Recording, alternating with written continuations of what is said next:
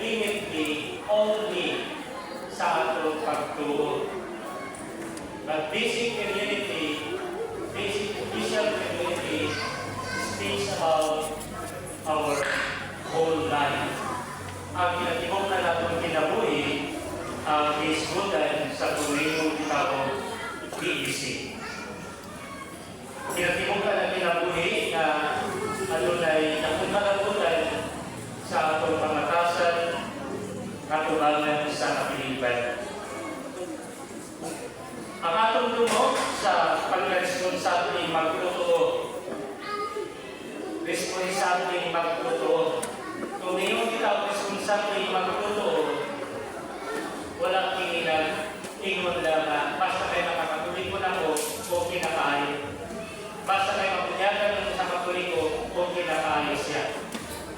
Mapunyagan ka sa katuliko, kapag di ka maghatag sa iyong panahon, yan sa atong mga kapilanan o responsibilidad sa atong simbahan, di ka responsable o responsable ka na mga responsable ka magtuturo.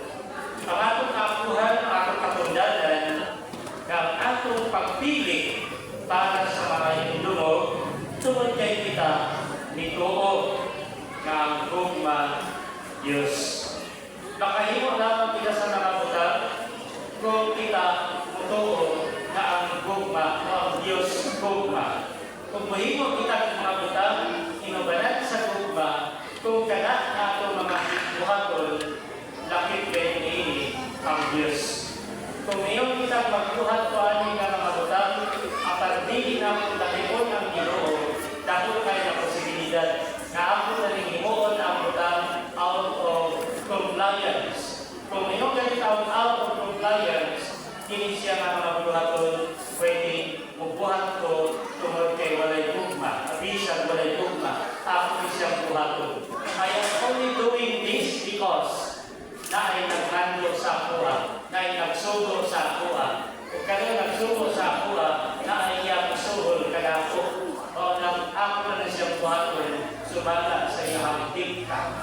Kung isip magtuto, membro sa BEC, kita ang talaan membro kita sa BEC.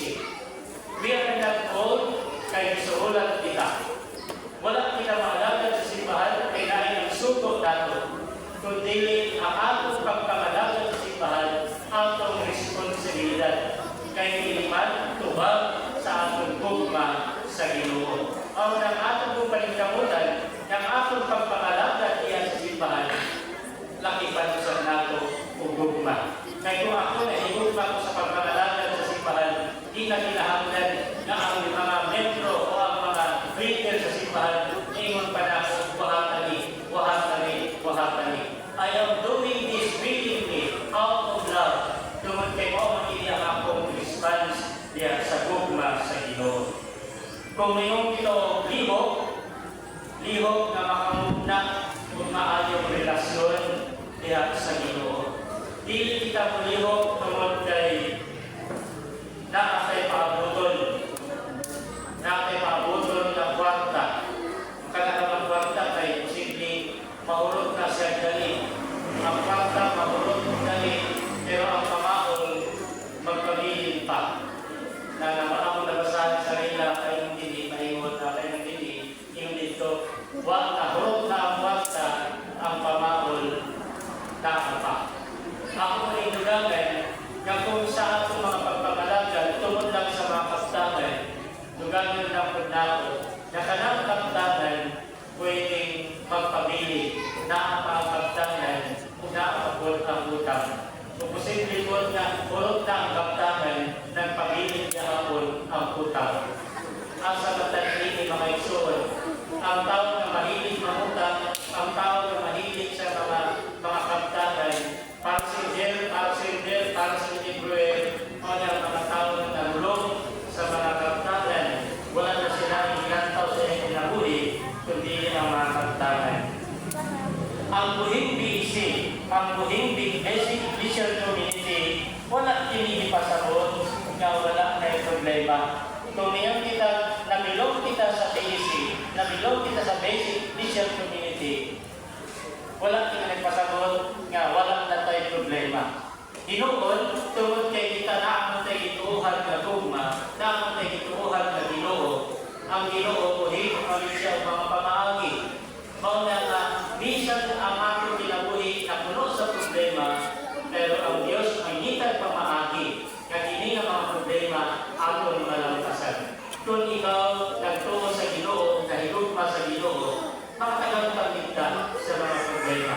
Kaya siya po tingon, siya na recognize na kada ang mga problema nga ihatag kanimo, kaya ng imo. Padayon lang sa pagpaningkamot kay kada ang mga problema, imo na lang malampasan. Kung sa pagkalampas mo yan, dami kayo sa pagpamati nga ikaw ako makaubal diyan sa kinakuhin na punot sa kalibay. Wala mga igsoon na nakamit mga rason. Rason ang kita magpanautayon sa ating mga pagpaningkamot. Rason nga ang kita magpapadayunan sa ating mga responsibilidad. Hindi nga rason atong tagamitan ang rason nga digamit mo sa Ginoo.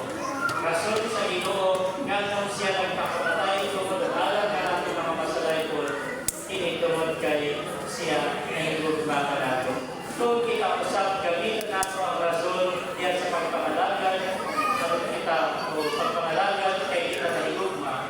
Gamitin nato ang rason sa pag-higugma, ang kita magpanautayan. Hindi sa karatong timainahan na kita ngayon wala magdumili o wala magbigay sa kalawagan sa Ginoo. Basta may soon, tingin po siya ang mga pamaagi ang atong mamatukan, ang atong mapuntog tungkol sa mga mamiknit na nasa atong palibot. Ang mamiknit na kasimbolo diyan sa hiling-ayo ng mga timalitan, hiling-ayo ng mga instrumento na nasa atong palibot. Busa pagpasalamat kita, kung ikaw ilawat na ilong ka sa BEC, ilong ka sa basic Christian community, ilong ka sa basic community, ilong ka sa basic unit, kung pasabot ka na ibigay masandigan, na ay mga tao ka atong matulan, na ay mga tao na andang pulpudawat nato. Kaya siya, atong masandigan, isip kabahin, na bilang usap, yung sa gugma na atong ituuran na iya sa Ginoo. Usap na isuon, kung ikaw magbalampuson sa mga timuha o sa mga paghimo, kung ikaw ay wala makatagal na magkalisod, gana siya kikik. Kaya ang tao na nagbalampuson,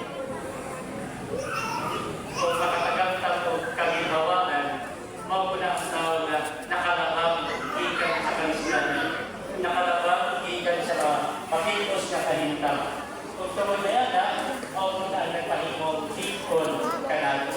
Kung atong i-recognize sa presensya sa Ginoo, yan sa atong mga pagtagingkamot, nahimong kitang ikon.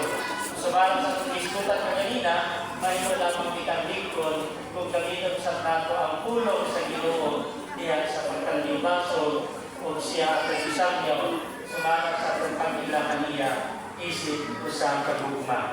Ang gugma sa kakinailahan diyan sa kanagiusa. Ang gugma sa kakinailahan diyan sa kanagugpong tungkol ay gugma matak-matak gayon ang atong pag-iliban. Usang may suon, kanuha niya magdindi punta ang matapos sa kanito instrumento diyan sa kayusahan, hindi instrumento sa pagkamatak-matak. Instrumento ta kita diyan sa usa ka